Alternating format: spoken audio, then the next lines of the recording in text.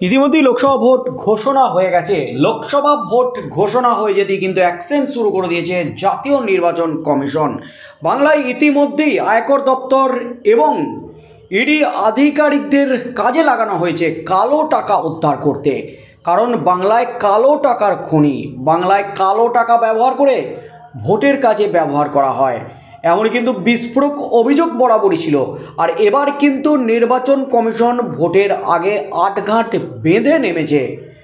একাধিক জেলায় একাধিক কর্মীকে নিয়োগ করা হয়েছে, ইডি আধিকারিক এবং তার সাথে সাথে আয়কর দপ্তর। আর তার মধ্যেই কিন্তু বাংলায় আবারও টাকার পাহাড়। এই মুহূর্তের সবচেয়ে বড় খবর, আবারও উদ্ধার টাকার পাহাড়। একাধিক জায়গা থেকে কাঁড়ি কাঁড়ি টাকা উদ্ধার। এই মুহূর্তে কিন্তু হুলস্থুল একেবারে রাজ্যের নীতি। কোটি কোটি টাকা বাজেয়াপ্ত ইতিমধ্যেই করেছে বাংলা থেকে ভোট ঘোষণা হওয়ার পরপরই নির্বাচন কমিশন। তার মধ্যেই কিন্তু ফের উদ্ধার হলো কাঁড়ি কাঁড়ি টাকা। চক্ষু ছানা বড়া একেবারে ইডি আধিকারিকদের, নির্বাচন কমিশনের। এই মুহূর্তের সবচেয়ে বড় খবর, বাংলায় আবারও উদ্ধার কালো টাকা। তাই নিয়ে কিন্তু তুমুল শোরগোল পড়ে গেল রাজ্য রাজনীতিতে। লোকসভা নির্বাচনের আগে হাওড়া স্টেশন থেকে উদ্ধার করা হয়েছে 50,84,000 টাকা। এই ঘটনায় 6 জনকে গ্রেপ্তার করা হয়েছে। নিউ দিল্লি হাওড়ার রাজধানী এক্সপ্রেসে জিআরপি আধিকারিকরা তল্লাশি চালায়। সেই সময় 6 জনকে দেখে সন্দেহ হয়। তল্লাশি চালিয়ে তাদের থেকে বিপুল নগদ উদ্ধার হয়। এত টাকা নিয়ে তারা কোথা থেকে আসছিলেন, কোথায় বা যাচ্ছিলেন, প্রশ্ন উঠে গেছে। তা এখনও অবশ্য জানা যায়নি। এই ঘটনায় 2 জন পাঁশকুড়ার বাসিন্দা এবং 4 জন লখনউয়ের বাসিন্দা গ্রেপ্তার হয়েছেন। তারা রাজধানী এক্সপ্রেস করে কলকাতায় আসেন। সকালে হাওড়া স্টেশনে তারা পৌঁছালে জিআরপি আধিকারিকরা তল্লাশি চালিয়ে সেই সময় বিপুল নগদ উদ্ধার করেন বলে খবর। কোথা থেকে উদ্ধার হলো এত টাকা, কাগজপত্র দেখাতে বলল, পারেননি তারা। ওই ব্যক্তিদের দাবি ব্যবসার কারণে কেনাকাটা করার জন্য কলকাতায় এসেছিলেন তারা। এদিকে কাগজপত্র না থাকায় এই ঘটনায় 6 জনকেই গ্রেপ্তার করা হয়েছে। তাদের হাওড়া জেলা আদালতে তোলা হয়। উদ্ধার হওয়া ওই টাকা বাজেয়াপ্ত করে আইনি পদ্ধতি নেওয়া হচ্ছে। টাকা কারা পাঠাচ্ছেন ও কার কাছে পাঠানো হচ্ছে তা অবশ্য জানা যায়নি। মনে করা হচ্ছে এই টাকাগুলো চোরাই পথে নিয়ে আসা হচ্ছিল। নির্বাচনের আগে এত বিপুল পরিমাণ টাকা নিয়ে হাওড়া স্টেশনে কেন এসেছিলেন তারা, কার কাছে সেই টাকা পাঠানো হচ্ছিল তা স্পষ্ট নয়। ইতিমধ্যেই ঘটনার তদন্ত শুরু হয়েছে। গ্রেপ্তার হওয়া ওই ব্যক্তিদের নাম বিশ্বনাথ জানা, সৌমেন জানা, সৈয়দ আসিফ, জিসান খান, মিরাজ, মুদিত রাষ্ট্রগী, মোহাম্মদ দানের। তাদের মধ্যে বিশ্বনাথ জানা ও সৌমেন জানা পাঁশকুড়ার বাসিন্দা। সব মিলিয়ে কিন্তু হুলস্থুল একেবারে রাজ্য রাজনীতি। কাঁড়ি কাঁড়ি টাকা উদ্ধার হলো, একেবারে 50,84,000 টাকা। লোকসভা ভোটের আগে হাওড়া স্টেশনে কার্যত ধুন্ধুমার কাণ্ড। ব্যাগ খুলতেই কিন্তু চক্ষু ছানা বড়া উদ্ধার কাঁড়ি কাঁড়ি টাকা। এত টাকা কেন নিয়ে আসা হয়েছিল, কোথায় নিয়ে যাওয়া হচ্ছিল, কোন মাথার কাছে এই টাকা পাচার করা হতো, ভোটের কাজে কি এই কালো টাকা ব্যবহার করা হতো? এই টাকা যে কালো টাকা তেমন কিন্তু ইঙ্গিত ইতিমধ্যেই পাওয়া গেছে আধিকারিকদের সূত্রে। আর তার মধ্যেই কিন্তু হাওড়া স্টেশনের পর এবার গাড়ির ভিতরে লক্ষ লক্ষ টাকা। আবারও কিন্তু ভোটের মুখে কোলাঘাট থেকে উদ্ধার হলো বিপুল নগদ। ভোটের মুখে ফের রাজ্যে বিপুল নগদ উদ্ধার।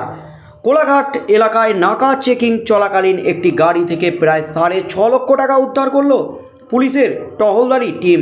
কারা কী উদ্দেশ্যে বিপুল নগদ গাড়িতে নিয়ে যাচ্ছিলেন তা এখনও জানা যায়নি। এর সঙ্গে ভোটের কোনো যোগ রয়েছে কি না তা এখনও স্পষ্ট নয়। পুলিশের তরফে জানানো হয়েছে 16 নম্বর জাতীয় সড়কের উপর কোলাঘাটের শরৎ সেতুতে নাকা চেকিং চলছিল। ঝাড়খণ্ডের নম্বর প্লেট লাগানো একটি গাড়ি আটক করা হয়। সেখান থেকে একটি লাল ব্যাগ উদ্ধার হয়। তার মধ্যে থরে থরে 100 টাকার নোট সাজানো ছিল বলে খবর। ছিল 50 টাকা, 20 টাকা ও 10 টাকার নোটও। তল্লাশি চালিয়ে 6,40,260 টাকা উদ্ধার করা হয়।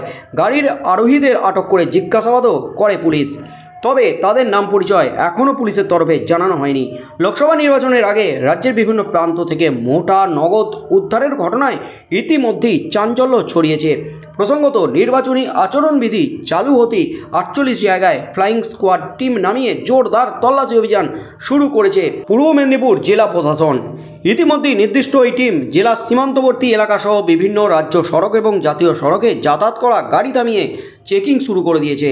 তার মধ্যেই গত বৃহস্পতিবার বিকেলে কোলাঘাটের জাতীয় সড়কের উপর নাকা চেকিংয়ে উদ্ধার হয়েছে প্রায় 20 লক্ষ টাকা। বাজেয়াপ্ত করা হয়েছে একটি গাড়ি, 3 জনকে আটক করা হয়েছে। আর এই ঘটনার 72 ঘন্টা কাটতে না কাটতেই আবারও উদ্ধার হলো টাকা, কাঁড়ি কাঁড়ি টাকা, একেবারে 6 লক্ষ টাকা, 6.5 লক্ষ টাকা উদ্ধার হলো। সব মিলিয়ে কিন্তু হুলস্থুল একেবারে রাজ্য রাজনীতি। শিক্ষক নিয়োগ দুর্নীতিকাণ্ডের পর থেকেই রাজ্যে উদ্ধার হচ্ছে কাঁড়ি কাঁড়ি টাকা।